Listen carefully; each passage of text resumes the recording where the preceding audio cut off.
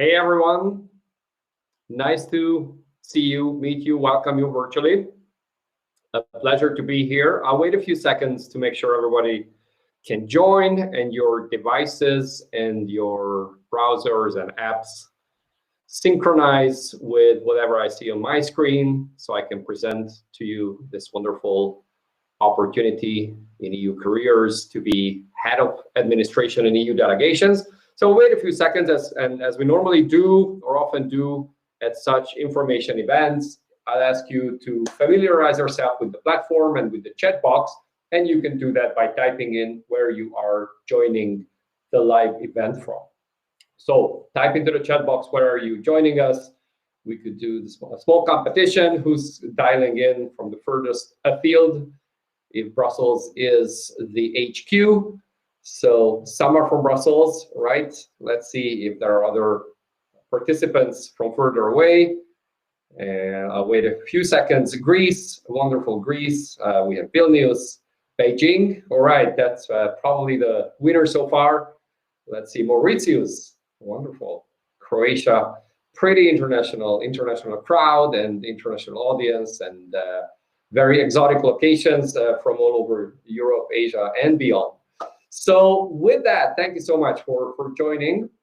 And hopefully the sound and the image gets broadcast well. I have in the back Agi, who recently joined our team, and we're very grateful for her support throughout this webinar in the next 60 or so minutes. So a couple of housekeeping points to make sure that everyone is familiar with some basic rules.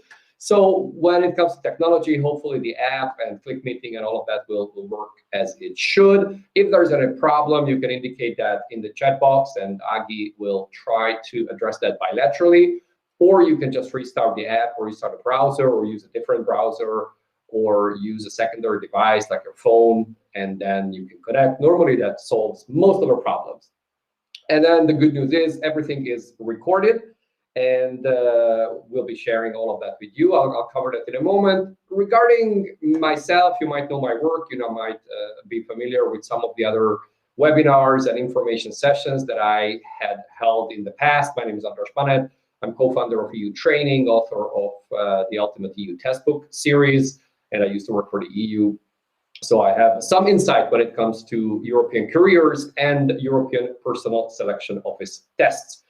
So what I mentioned earlier as to what we're going to offer, so you will have access to the full recording, what you're seeing now. Certainly those at the live event have the benefit to ask me questions that I'm going to try to answer directly live to the best of my abilities. You will also get the presentation that I'm sharing with you, and we'll create a transcript if you prefer to read all of this instead of watching or listening to it. So hopefully that gives you good reference and good resources. If at any point you'd like to come back to any of the information that I will have shared with you, you can do that at any time. Very important word of disclaimer, caveat, which we always do on the legal side of things. We are going to provide you information that is as accurate as possible, but it doesn't mean that we are the official source of information.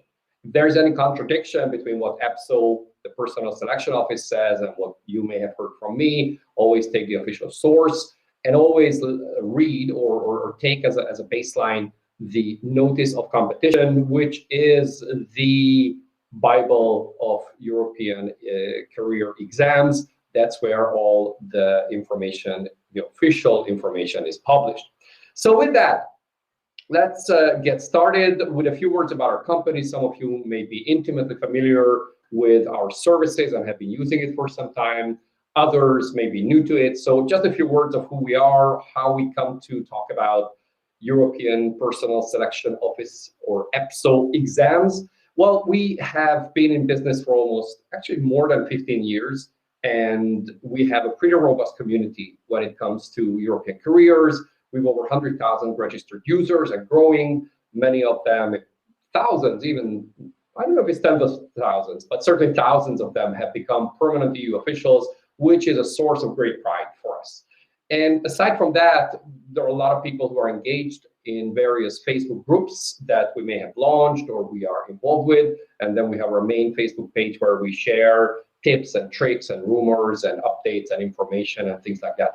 By the way, this is not in my slides, but I just wanted to highlight, we just published 2 amazing, really helpful resources that you might want to check out. One is an ebook, a free downloadable ebook on the new EPSO competency framework.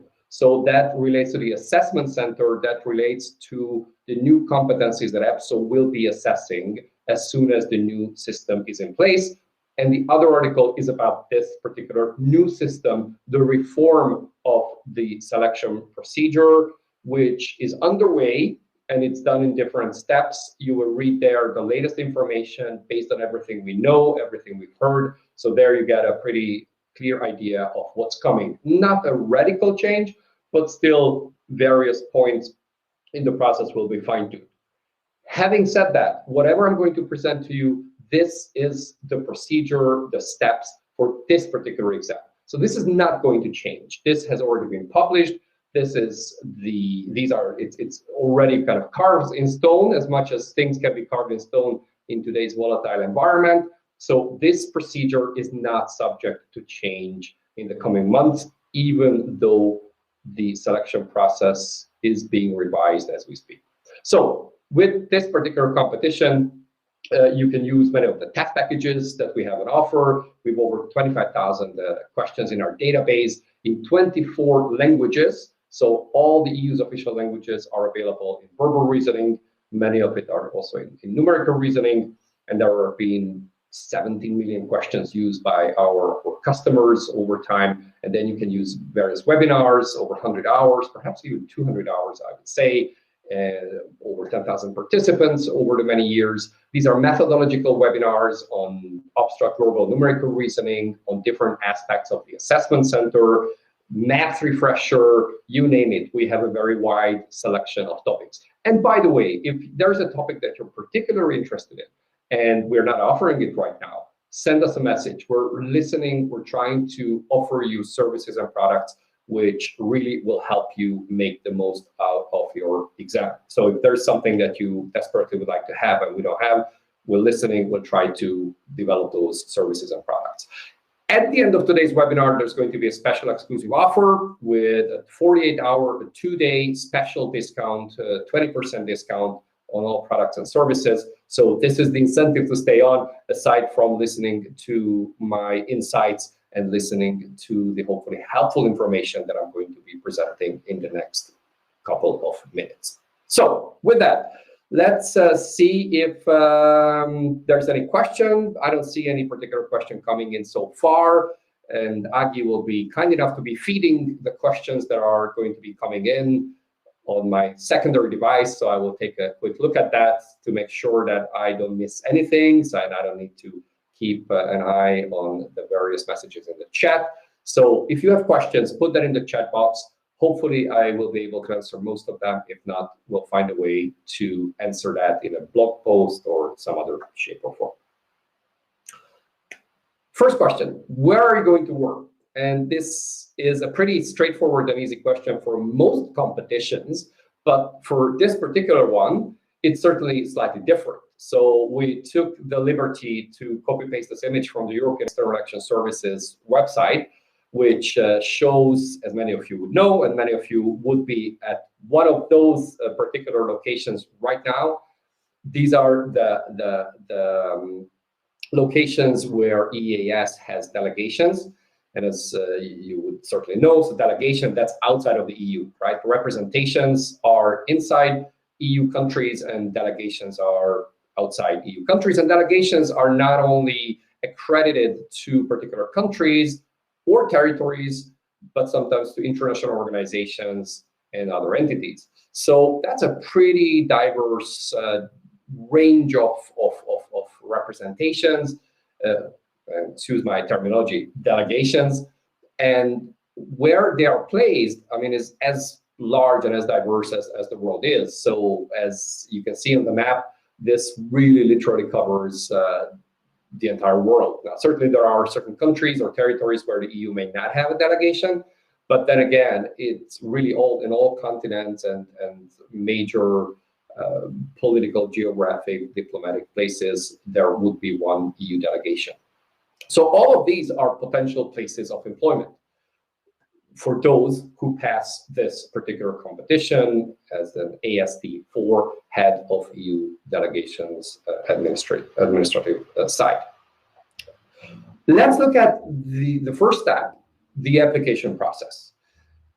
This particular competition is pretty straightforward. So we have not detected any attribute or any particular selection criteria which really shocked us. So the way this has been built up from application to the actual exams you need to take, the Tenant Screener, and then the various steps, as a pretty standard EPSO competition. So let's see what that actually entails. Oh, I can see someone is from Chile. That's commendable that you woke up so early just for this live webinar. So application part. As you would certainly know, having seen the notice of competition, there are 40 places on the reserve list. So this is an ASD4. In terms of salary, ASD4, I haven't checked. We have actually a salary simulator calculator on our website. Depending on a couple of conditions, your family status or where you may be hired from, there are also coefficients as to where you are placed. So obviously there are more expensive and less expensive countries around the world, and that is also somewhat factored in. But in this case, an ASD4 salary, my estimate would be around 3,500-ish euros net per month. Again, subject to a couple of other factors that play into the calculation. So bottom line, there are 40 places. Is that a lot? Is that too few? Well, certainly depends on your perspective, but seeing the other competitions, this is a pretty solid number of places on the reserve list. So it's not like 10, 12, 15, which sometimes is the case for other competitions. So 40 is a pretty decent number for this particular kind of position. All right, and when do you need to apply? Well, you need to apply the sooner the better, though it doesn't really affect your chances. It doesn't really affect whether you're going to take the tests earlier or not. Just one thing, do not leave the application to the last minute, because you might have certain circumstances that might prevent you from sending it in on time. There could be some server problems and whatnot. So leave a couple of days before the deadline and make sure that you finalize your application.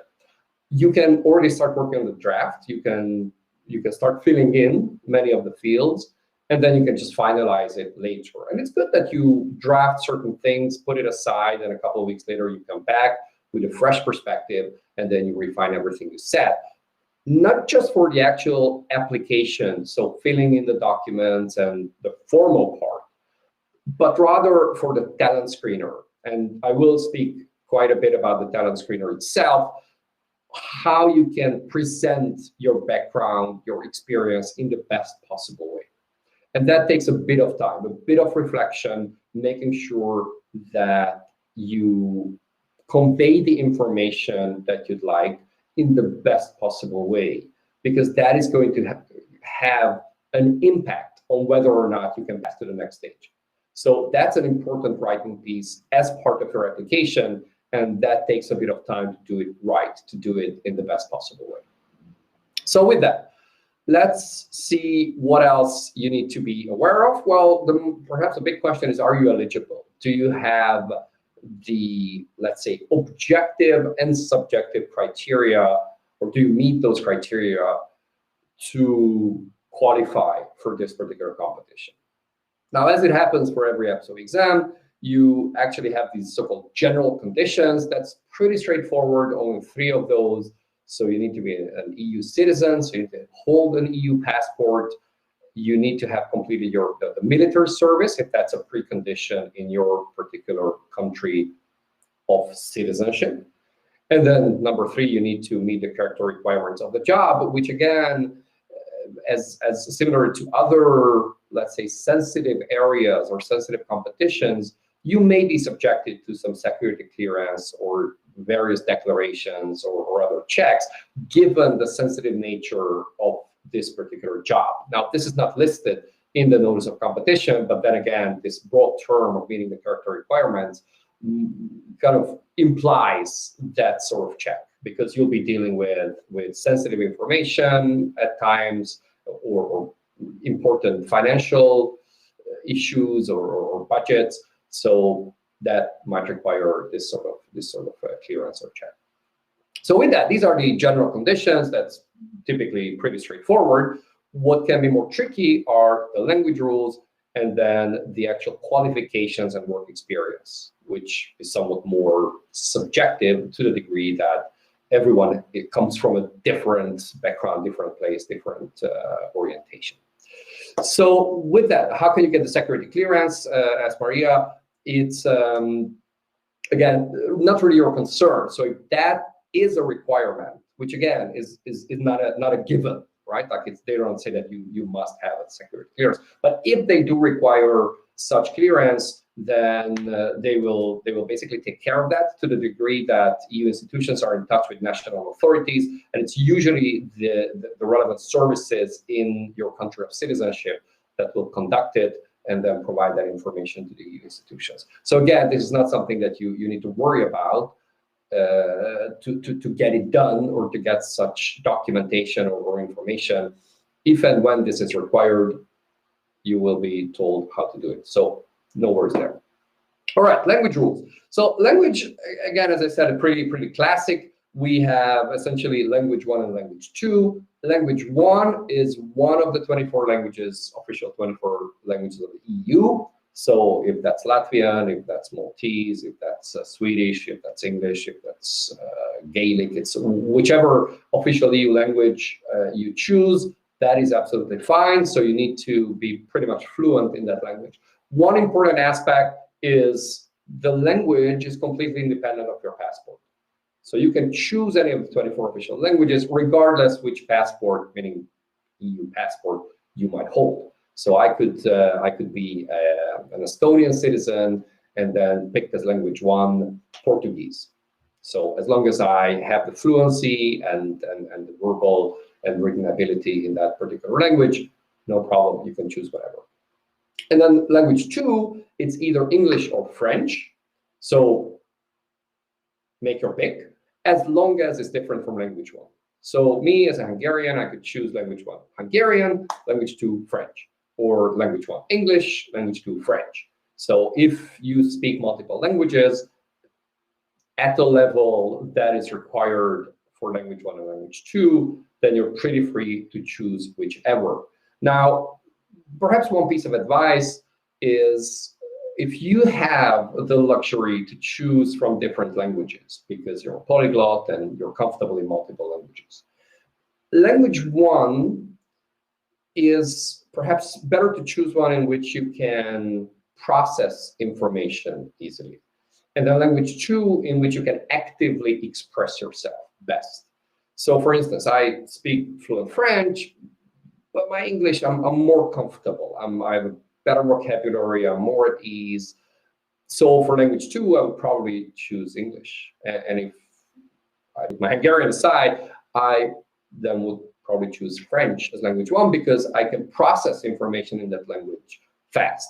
It's more the expression and my written skills where I fall short compared to English. So again, I give you this personal example, and again, provided you have that luxury to choose from multiple languages. Now, of course, if you choose, say, Romanian as language 1 and then French for language 2, absolutely fine. Language 2 will be the language in which you need to sit the assessment center. So that is why it's important to carefully choose if you have the liberty to choose from multiple options. Yeah, so with that, let's go on to the actual tricky part, which is the qualifications. So there are essentially 2 scenarios. So you either need to have completed a post-secondary education. And you see the wording, it doesn't say university, it says post-secondary education. So as long as you have secondary education certificate, like a baccalaureate or similar, you need to have completed 2 years of studies, which does not necessarily mean you need to have a bachelor degree or a master's degree or anything else. You could have. That fits that bill, but this is a little broader. So if you have a 2-year qualification in, let's say, some accounting or some legal, like what would it call, paralegal studies.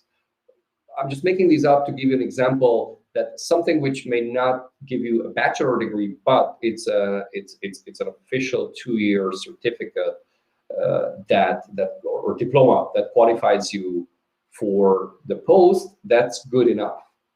So if you have that, you need, and let me cheat just to make sure that I give you the accurate information, 6 years of relevant work experience.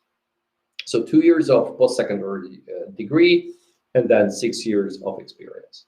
And then you have option 2, when you do not have such qualification, you essentially have a high school degree, in which case you need 9 years of relevant work experience. The tricky part in this is, well, it's twofold. One is my qualification, that certificate, the diploma that I received after 2 years of studies, whether it's IT security or human resources, does that qualify me for this particular post? So there is that analysis, that qualitative analysis by the selection board to say, okay, does this qualification meet our criteria? And in most cases, yes, if it's being issued by an accredited institution and it is a diploma. Where it can get more tricky if it was obtained outside of the EU, in which case it might need to be the homologation, whatever that is called, the homologation in French. It comes to me in French, that equivalence, maybe that's a word, to make sure that it can be kind of translated into an EU qualification. And then topic number 2 is that cryptic concept of relevant work experience. So if you work as a waiter in a restaurant, obviously that's not going to be relevant work experience. But there are a lot of gray zones where you were a law clerk, or maybe you were working as a junior diplomat, or maybe you were working as an assistant at an embassy. So many of these areas, they need to be properly judged, properly evaluated. I think that's a better word, assessed by the selection board.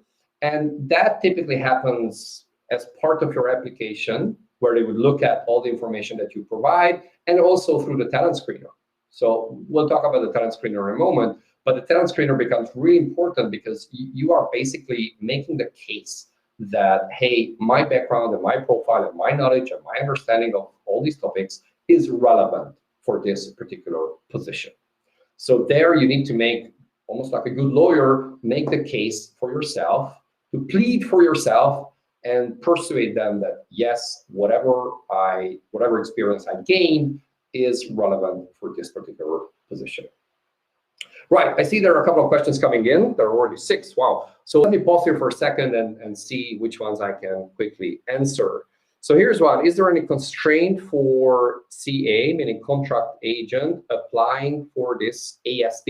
So those of you who are not very familiar with the jargon of EPSO competition. So if you are a contract agent currently, so maybe you passed a CAST exam, or you've been hired on a fixed term and relatively short-term contract, does that impact in any way your chances to succeed or to apply for this particular AST, so assistant for level competition?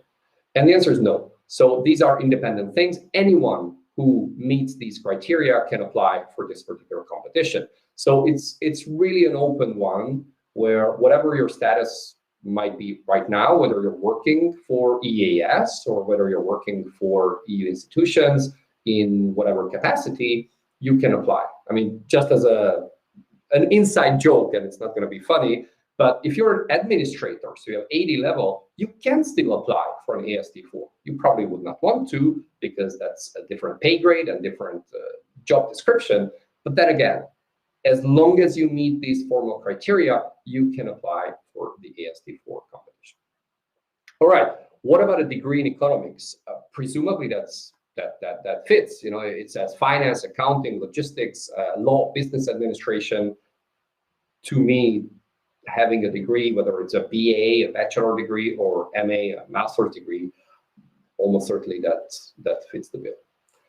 I do not understand qualifications. Italian bachelor and master degree, 5 years in political science is relevant as education. Yes, almost certainly is. So again, if it's in political science, again, it's close enough to business administration. I'm pretty sure you had some subjects related to law. So I would quite confidently say, I'm not 100% guaranteeing it, but quite confidently say that that is a relevant degree. And if you say that you have a BA and an MA, that certainly meets the criterion of 2 years degree, or at least 2 years degree. All right, here's one from Christina. See, for instance, someone does not have EU institutional experience, but experience in private sector and academia. Can you apply? Of course you can apply. By all means, you can apply. This is not an internal competition where you need to have a certain status and or experience from inside the EU institutions. This is an open competition. So certainly the question is, what are your chances? But let me separate two things. One is the formal criteria, and the other one is your chances of actually securing a job in the end. And the first one is pretty straightforward because it's everything I'm describing here. As long as you meet those criteria and you pass the tests, checkbox, checkbox, tick, tick, all good, right? So you have experience from the private sector, but then again, as long as it's relevant to the nature of the tasks, which obviously is possible, you don't need to have worked at EU institutions to have gained relevant work experience. So as long as you meet those, you're good. Now, once you pass the competition and the recruitment phase, so when the delegation or the EAS headquarters says, hey, we'd like to hire you because you were successful in this competition, that is a more delicate or tricky question, whether your experience is really the one they are looking for when they do the hiring. So that can be a little more tricky.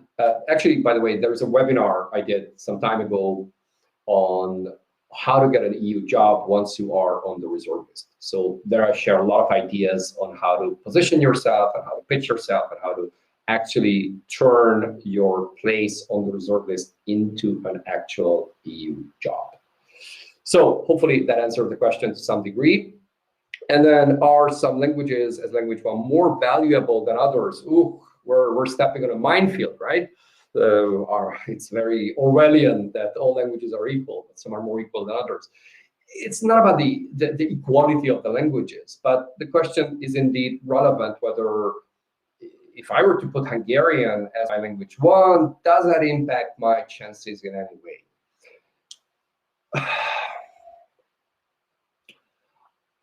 I'm a little conflicted here to be very, very open about this. So on one degree, it has no impact on your actual application. So you can write everything, no matter which of the 24 languages you choose. You can fill out all the documents, you can answer all the questions, and so on and so on. Even for the verbal reasoning, again, if that's your mother tongue and you're really, really solid in your knowledge in that language, doesn't really impact your chances, other than your ability to process the abstract verbal numerical reasoning tests in that language. So in that sense, it doesn't really have an impact.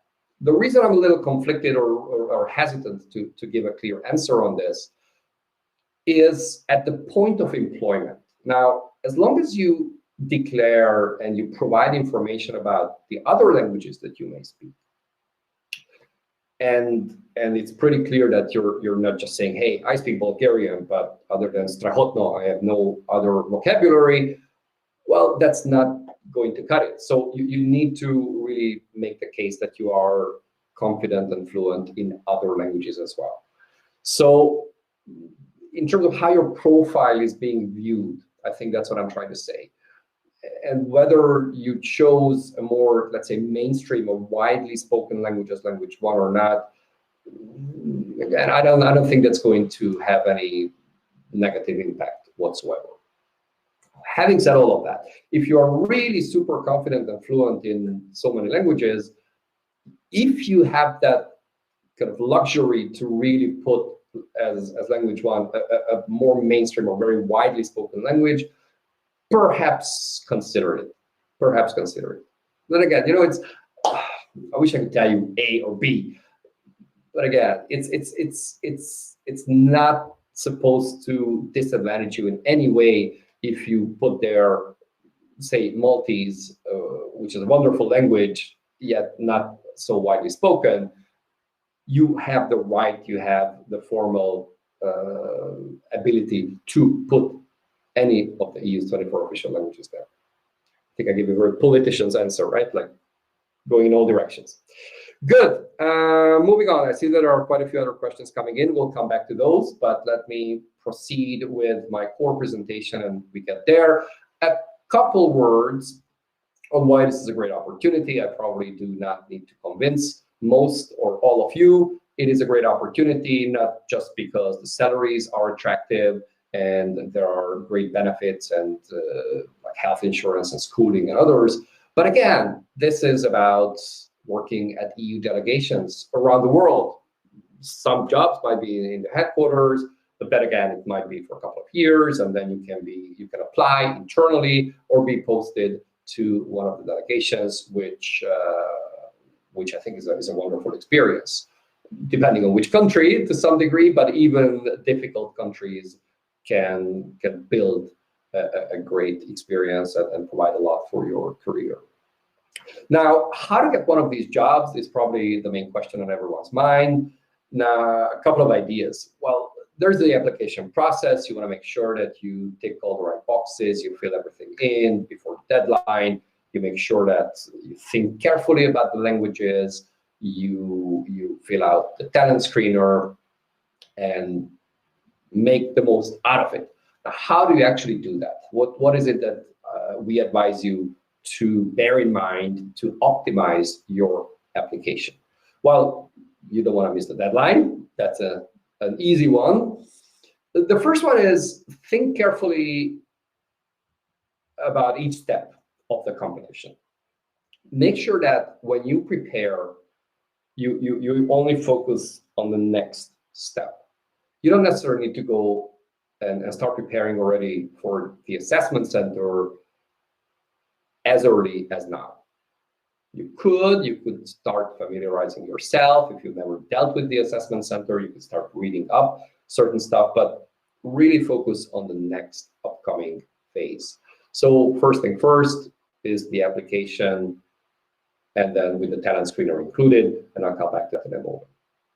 When it comes to the actual exam, the first test they will put you to is the CBT, the computer-based tests, or MCQ, which is multiple choice quiz. There are a lot of abbreviations and acronyms flying around. So this one is a classic abstract verbal numerical reasoning multiple choice psychometric tests. What do they look like? Most of you will have gone through some of these tests. For those who may not be so familiar with this, just a couple of words. Verbal reasoning, it's a reasoning exercise. This is not about reading comprehension. This is about logic and thinking based on the text. You have 20 questions and 35 minutes, and you need to do certain logical steps to get to the correct answer. So you need to make deductions or understand what's a possibility, what's a fact, how the information inside the text compares to its own inherent logic, and then say which statement is the true one. You're usually presented with 4 options, and you need to pick the correct one. Then there is numerical reasoning, where you have 10 questions and 20 minutes, excuse me. So 2 questions per minute. It's based on some chart, so numerical information, and you need to do either full calculation or at least estimation. You have a calculator on screen, which helps the calculation part. Your enemy is not so much the complexity of the task, but rather the time. There's a strong time pressure, and you need to be focused. You need to get this done within the allocated time frame. And then you have the abstract reasoning, most people's least favorite, let's say most hated exercise. But then again, there are those out there who actually love it.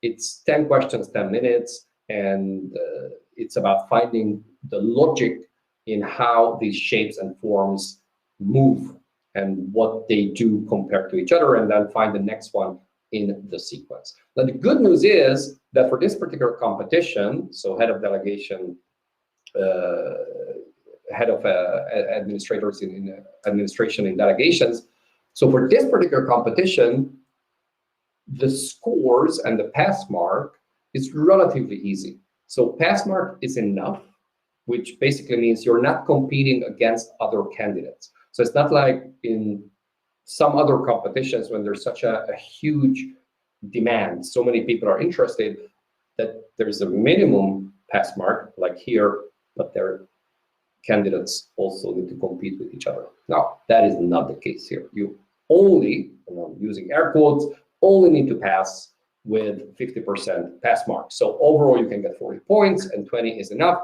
So if you completely mess up the abstract reasoning, you can still pass through the verbal and numerical reasoning. If you mess up the numerical and abstract reasoning, and you get the perfect score with verbal reasoning, you're still good. Now, don't risk it, and do a couple of sample and test exercises. But it's not that particularly difficult. Yeah, so this is kind of a prerequisite, but it's not incredibly difficult. Far from that. What comes next, if my clicker decides to work, there we go.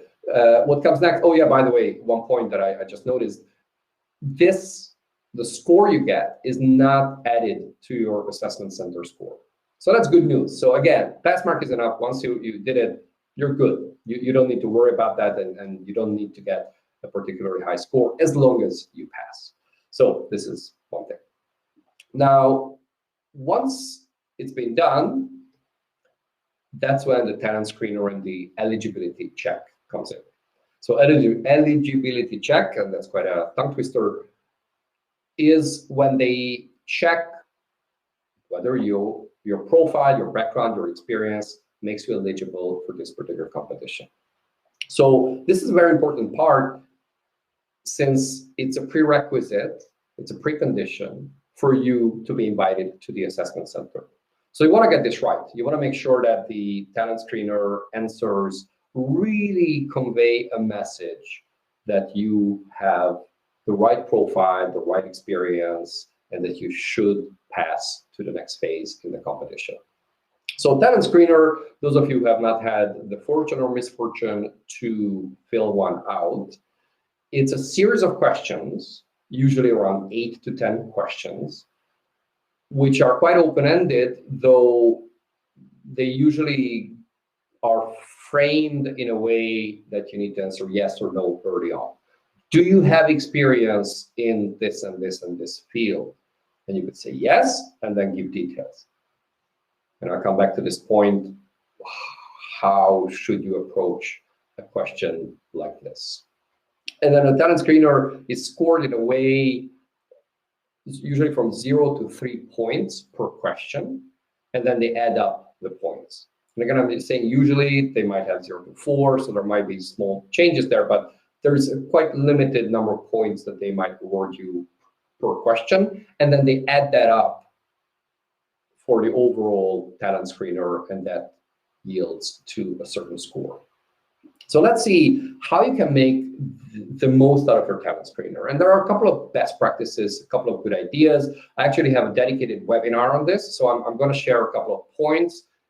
But if you're really interested in that, you might want to check out that webinar where we look at specific examples and analyze a little bit of text and reframe it. And I present some techniques that you can apply, how to make it more persuasive.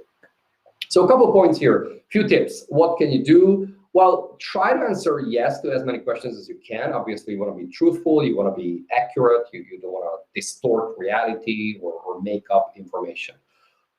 Having said that, if there is a way to present a certain experience, a certain study, a certain piece of information in a way that you can answer positively to a question, then do that. The worst that can happen is the person assessing your talent screener might say, well, you answered yes, but I'm not convinced by the information provided, so I'm not going to give you any points for this particular question. And then what? So at least you tried, and at least you tried to make the most out of it. Next point is a very common recurring mistake that I've seen over the years that candidates would have, or candidates would commit as an error. Candidates meaning those who fill out Tenant Screener, is that they're too abstract in their answers. So they are too high level and say, I have many years of experience working in a number of Asian countries. Okay, what's many years and what's number of Asian countries? And what is specifically that experience? So I very much encourage you to be very specific when it comes to these. You can be kind of start with a relatively high level information, but then give concrete examples and date and maybe budgets you handled or number of people that you worked with on a project or how many years a certain work took. Give those details because that's going to be more persuasive. It's going to give a better understanding of your own experience. Provide a lot of valuable information. So again, the concreteness and specific references or perhaps names if you're at discretion to disclose it. Whatever additional information you can provide, the better. Yet don't overdo it. So let's say if you made some, I don't know, research and you have a list of publications, you're not gonna just basically list 58 publications that you were involved with. So try to make those judgment calls to say, I'm giving factual information, I'm presenting it in a way that it's relatively easy to quickly understand and to scan, because the assessors are not going to spend an enormous amount of time per talent screener. So bear that also in mind, that you may have spent 3 days thinking about it and drafting it, and then the person will spend no more than 6 minutes per talent screener. So you need to make it easy for them to understand the most important pieces of information.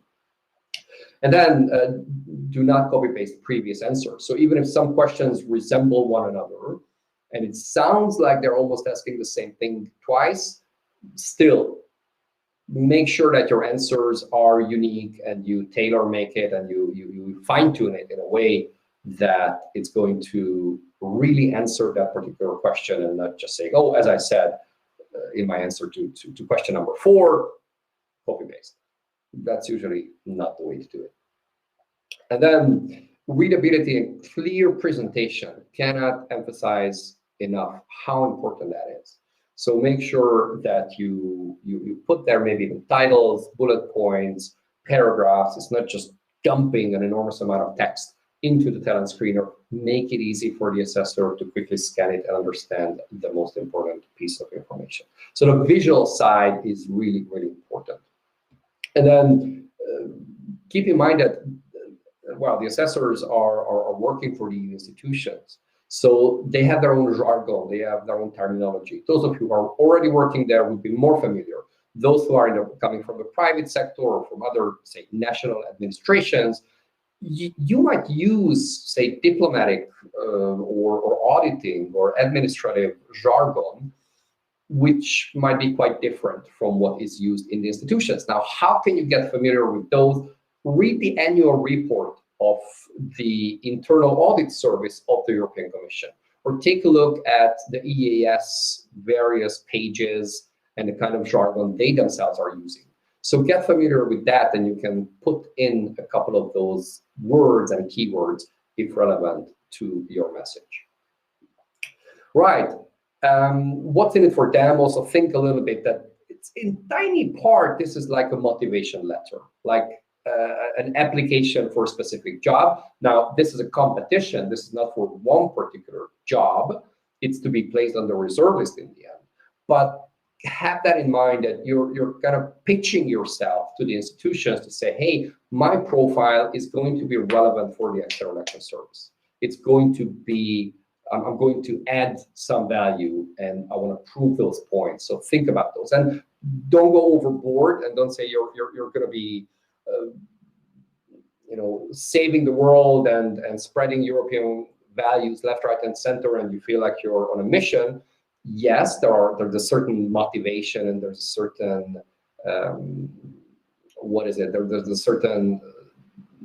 certain spreading European values mission to it. Yes, but you don't want to overdo it, because it can backfire. That it sounds maybe a bit manipulative. So again, stay honest, stay truthful, yet have that in mind that you are pitching yourself to an international institution that, and especially the EEAS, which is a special service in the EU system, and see where you can add value. All right, as a final point here is just to remind you of the webinar that I mentioned earlier. If you're interested, you're more than welcome to check that out. So with that, let me pause again for a couple of seconds before we get to the assessment center. I see some questions coming in. So are UK homologation accepted now or not anymore? I would guess not anymore. It's something that you might want to ask EPSO directly, or the selection board. They will tell you. But if I really have to guess, I would say it's probably not accepted anymore. All right. Do they later reconsider the computer-based test score, or do they ignore it once we have passed?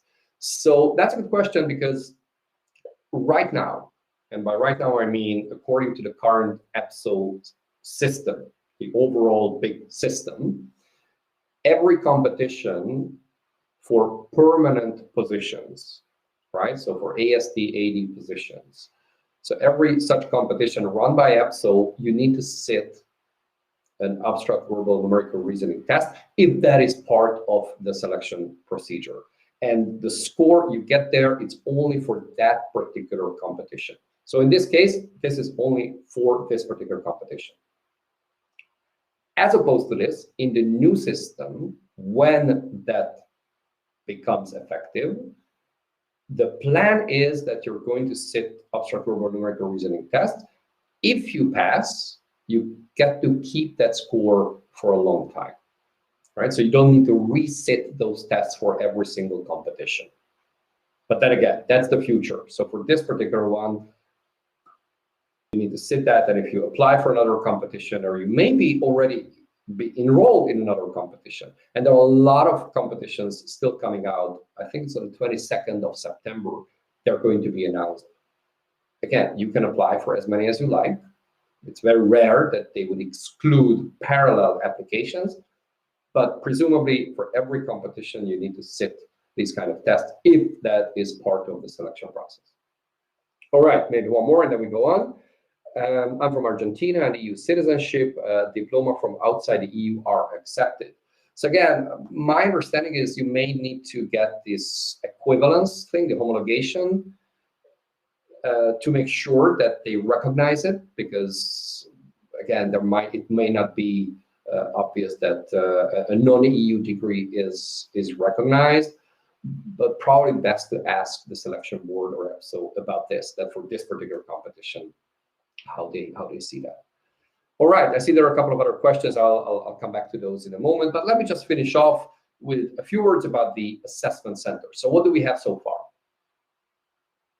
Application with the general criteria, language, and the degree, if you have one, and relevant work experience.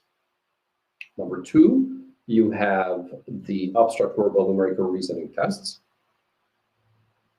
You also have the Tenant Screener that you filled out. And then, if all goes well, you passed all of this, comes the assessment center. The assessment center, they say online or in person. For almost 2.5 years, it's been only online, so chances are this will be only online. The number of people they invite to the assessment center is 3 times the number of places on the reserve list. You do a quick numerical reasoning. So 40 times 3, 120, roughly 120 candidates will be invited to the assessment center. Now, what's in the assessment center? And by the way, it's done in language 1 and 2. So what's in the assessment center? You have a case study exam, which again is computer-based. There's usually a background documentation with lots of documents you need to analyze.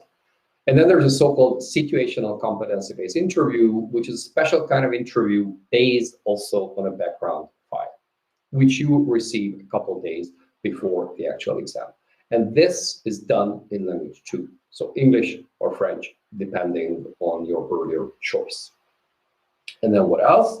You have the field-related competencies, meaning your professional competencies, which is broadly based on the Tenant Screener, because the Tenant Screener is where you expressed all your experience in the field. So this is where they actually test how well you know what they are looking for in this particular competition. And what they are looking for, you already have some indication about that in the notice of competition in its Annex 1.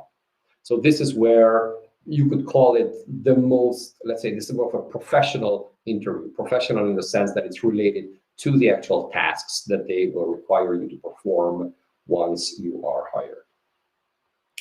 Right, so going on, in terms of the points and scoring, so there is the first part, so with the situational competency-based interview and the case study, what those measure are so-called general competencies. So you have 7 general competencies, and those are the ones that are being assessed through those 2 particular kind of tests. And then you have the field-related interview, which is about your subject matter expertise, where you can get 100 points, and at least you need to get 50 to pass. But then again, there's going to be a ranking among the candidates, and you need to be among the top 30 in order to be placed on the reserve list. Right, hopefully that's pretty clear. And again, I see some questions still coming in, and we'll get to those in a moment. If all goes well, and of course it will go well, you get on the reserve list. So what happens there, we know that there are 40 places. It has a certain validity. Usually it's 1 year, but for specialist kind of competitions like this one, they can extend that. And if they didn't manage to hire everyone from the list, at least those who do want to still be hired, they might even extend it. So that's not really a concern that the reserve list might expire. And then comes the actual recruitment, which might be preceded by an actual interview, but that's akin to a job interview, given the fact that you already proved yourself, you're on the reserve list, and then that's a specific position or a specific task. So with that, how to get this job? Couple words. I don't think there's any earth-shattering there. It's really a serious competition, just like all EPSO competitions. So take it seriously, and it requires full dedication. So to get this kind of job, you need to practice a lot. Depending on where you are, I often compare this to sports, where depending on which physical condition you are in, or what's your skill level, or you're a complete newbie to a particular sport in which you want to compete, a lot of factors go into this, but you need consistent, regular practice and not just a week or 2 before the competition. So make it, again, consistent, whether it's an hour per day or 10 hours per week or 30 minutes every second day. Again, it really depends on you, but make sure that it's consistent and regular and you challenge yourself. And you might want to have a study group and join forces with a couple of friends who may be competitors, yes, but still encouraging each other and keeping the motivation up is important. And being persistent and doing simulations, focusing on the next upcoming phase, right? So not just any exam phase, but the one that's coming up. And we're really here to help you. So on the website, you can find an enormous amount of practice tests and webinars methodology, we have ebooks, we have coaches and trainers who offer group classes, and they offer individual coaching and training. We offer free advice through email. So if we can be helpful there, send us a message through the contact form. And a lot of webinars and methodology documents are on the website, which are completely free. And sometimes it's split into sort of basic or core knowledge, and then there's advanced, which would have a fee. Again, we're trying to provide you a very broad range of services and information, pro tips and others. So all of that is available in any shape or form. Unfortunately, we haven't done a lot of in-person classroom training recently, but then again, we might restart that, or if there's the demand, or you have a specific group, you can approach us. We're happy to provide those services. And again, if you want to invite us to some sunny place where you already are based, we're more than happy to come. So certainly that's in the offering.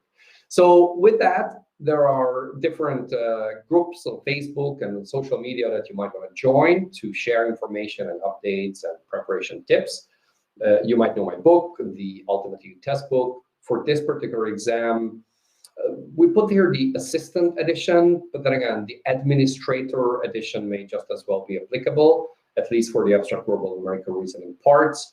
And then there's the assessment center edition, which really focuses on the various exercises in the assessment center. So with that, let me keep this on the screen while I answer a couple of questions. This is the special discount that I mentioned early on. You can use it, you can share it with others, and it's valid for 2 days. So with that, dear András, so for instance, someone doesn't have EU institutional experience, private sector. Okay, this one I think I already answered. What if you got a bachelor degree, business administration, but it happened during your professional experience? I don't think it's cumulative, or it needs to be cumulative. So the professional experience, as long as you have the required number of years, and in this case, you have a BA, which we will assume is in a relevant, I think you may have mentioned business administration, so that's relevant. And if you have actually a full 6 years of work experience, whether or not you studied in parallel, you have that 6 years of experience, to me, it sounds that you qualify. So it's good. All right, degree in human sciences, history, 8 years professional experience in EU institutions, qualified.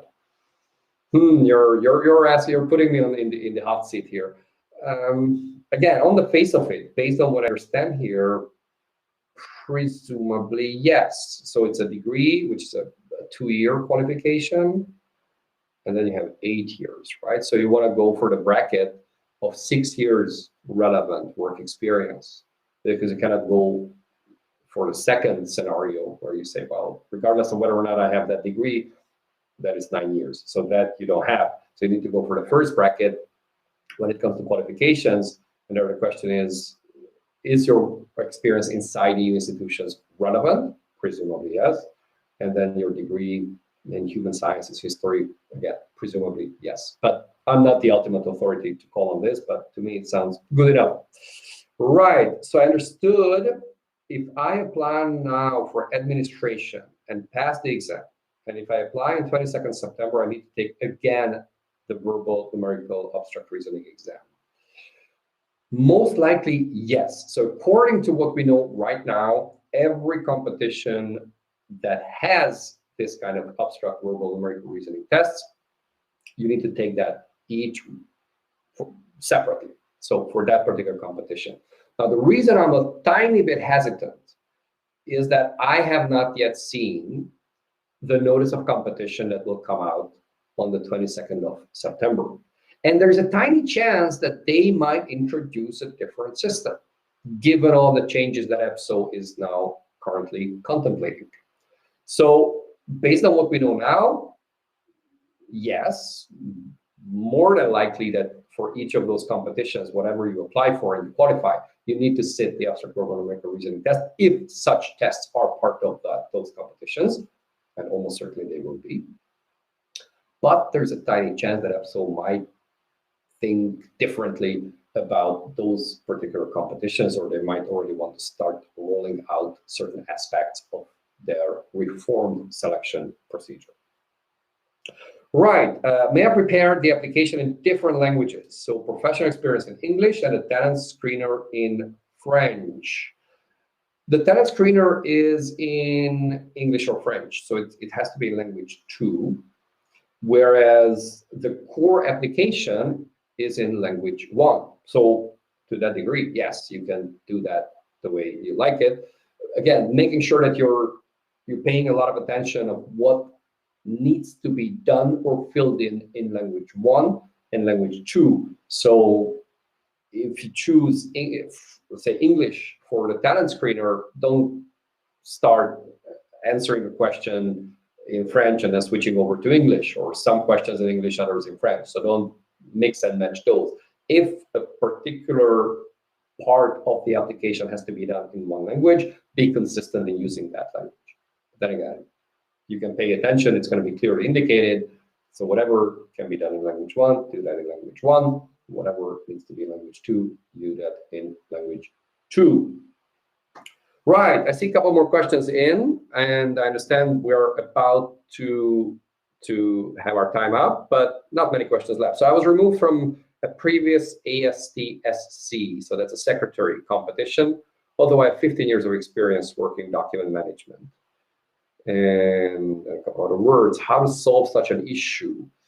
Again, without knowing any more details other than what you put here, why you were removed, or did they say you do not qualify, or it could have been based on some formal nuance that you may not have attached the right certificate or didn't tick the right box, or it could have been something as mundane as a formal criteria not having been met. So, but if you do have an official complaint, there is a complaint procedure. Usually that's very short after you get an official decision, sometimes 10 days, and then it kind of expires. But if it's more systemic, it wasn't just your case, but other candidates may have been affected. So if it was maladministration, the European Ombudsman can also be contacted because they often have such processes in place towards EPSO. What about the evaluation of percentages of time spent on tasks? Is it a must to answer this? If yes, how to fairly evaluate them? I'm not sure I understand time spent on tasks, so whether that's in the context of the abstract or numerical or the talent screener or other. So perhaps you just want to send us an email and we'll try to answer that bilaterally to you. Right, and this one I think number 14 I answered. Is it realistic to pass interviews for people in their 60s? You mean if you are in your 60s, whether you should apply for this particular competition and pass? Yeah, you know. So again, let me make a distinction. So there is the formal exam procedure. So if you tick the boxes and you meet all the formal criteria, then you do go through the entire system. You do go through. You can be successful. And you can be on the reserve list. Now, how much willingness there is from the institutions to hire someone who's in their 60s when you're close to pension age, and I don't know what other considerations they might have, that's anyone's guess. So there, it might become much more delicate, because then it's the actual employment. It's an employment question, whereas this one is about passing a selection procedure.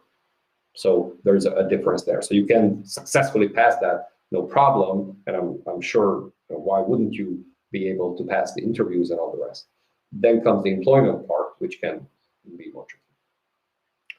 So with that, I hope I answered all questions as far as I can tell. If something is left unanswered, send us a message through the contact form. I'm very grateful for all of you to have been here, and really from east and west and in between. Thank you so much. Special thanks to Agi, to Rita, to India, everyone in our team who contributed to the presentation and setting up this webinar. Thank you so much. As said before, we will be sharing the presentation, the slides, and everything else with you, and then a transcript in a couple of days.